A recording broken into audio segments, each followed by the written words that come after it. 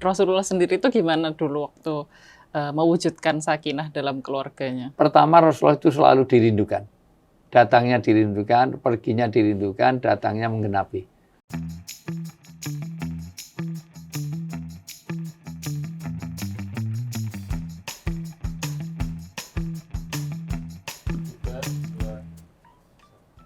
Ya, bismillahirrahmanirrahim. Assalamualaikum warahmatullahi wabarakatuh. Waalaikumsalam warahmatullahi wabarakatuh. Oke, kembali lagi seperti biasa kita mau ngobrol-ngobrol di Femcast Family Podcast. Aku tanyain ya? Aku jawab ya, Nak. Oke, Yuk. seperti biasa kita mau ngobrol-ngobrol, ngomongin pertanyaan teman-teman yang udah masuk lewat Instagramnya Ayah di @ustadzujayanto.official. Kali ini temanya itu seputar keluarga sakinah. Keluarga sakinah, ya. Nah, sebenarnya makna sakinah itu apa dan kenapa itu penting bagi keluarga? Sakinah itu punya banyak makna di dalam Al-Quran, dipakai untuk beberapa event dan beberapa makna. Sakinah yang pertama adalah aman, tenang, nyaman. Sakinah juga berupa tempat tinggal. Orang Arab itu kalau tanya rumah, aina taskun, di mana kamu bersakinah. Bahkan sakinah juga bisa bermakna pisau yang tajam, cutter. Itu ketika peristiwa Nabi Yusuf. Nah, Nabi Yusuf itu ketika kena fitnah, maka Zulekha mengumpulkan seluruh wanita, dikasih buah, dikasih sakinah. Dikasih sikin. Sikin itu jamak dari sakinah. Dan dia mengiris jari-jarinya, wakotoa itiyahunna, dia mengiris jari-jarinya nggak berasa. Maka kata sakinah sering dimaknai satu, aman, tenang, nyaman.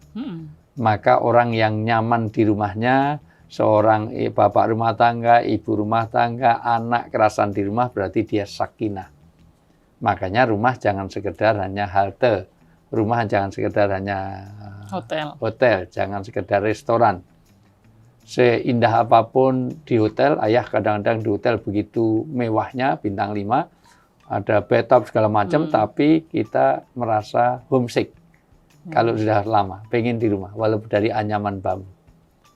Lebih baik di sini, rumah kita sendiri ya. Segala nikmat dan anugerah ada di sini. Ya, di mana? Di rumah. Karena dia tempat sakinah. Maka kalau ada suami sering terlambat ke kantor, berarti dia sakinah di rumahnya. Kalau dari kantor pengen segera pulang, dia sakinah. Ya, itu sakinah itu betah di rumah. Berarti kalau pulangnya tenggo tuh berarti sakinah. Tapi kalau di rumah kok pengen pergi, ini mau pergi sama teman SMA kayak mau teman apa, pergi terus nggak pernah kerasan di rumah. Itu dia nggak sakinah. Itu namanya bersosialisasi itu. Iya, tapi dia tidak sakinah di rumahnya. Lebih sakinah di luar. Sakinah yang kedua tidak adalah kecurigaan. Dulu ketika perang Badar, sahabat saling curiga. Saling curiga karena ini nggak yakin apakah dia berbaiat itu, bukan perang Badar sih, pada Aqobah. Karena jangan-jangan ini ikut baiat hanya untuk cari fasilitas, berlindung diri, untuk cari kepentingan dunia, untuk cari istrinya atau ikut istrinya. Maka Allah turunkan sakinah supaya kita tidak saling curiga. Jangan-jangan 01 ternyata 02, dikira 02, 01 gitulah. Kalau di sini ya dikira partai ini ternyata partai itu, partai ini atau capresnya ini ternyata hanya segala macam ya gitu. Maka diturunkan sakinah berarti keluarga yang sakinah adalah keluarga yang tanpa kecurigaan. Maka jangan ada curiga di antara anggota keluarga. Misalnya anak itu merasa keluarga sakinah kalau anak tidak dicurigai untuk pakai narkoba, untuk judi, untuk homer.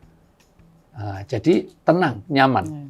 Maka keluarga sakinah kalau anaknya keluar, wah jangan-jangan nanti ikut tawuran, jangan-jangan ikut mabuk-mabukan, judi, itu segala macam, itu berarti dia belum menghasilkan keluarga sakinah. Atau suami curiga pada istri curiga pada istri, belum sakinah.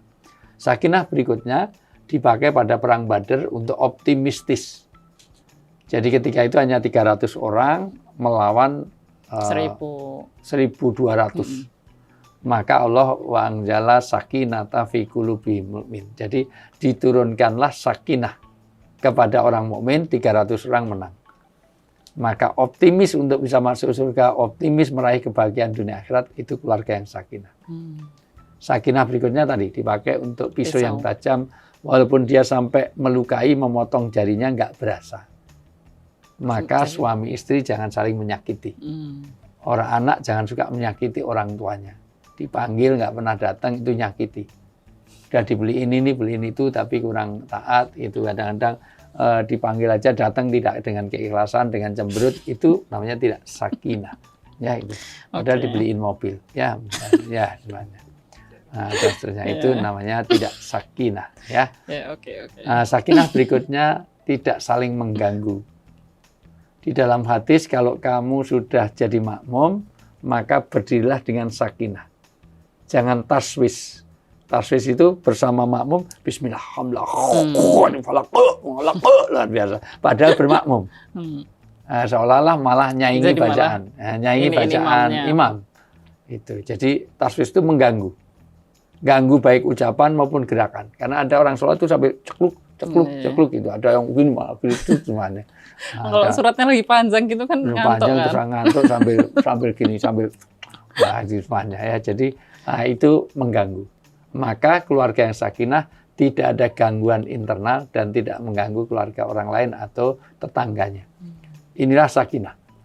Cukup lengkap di dalam Quran dan hadis bicara tentang sakinah. Makanya sering kita mengucapkan bagi orang yang sedang nikah, mudah-mudahan jadi keluarga yang samarah.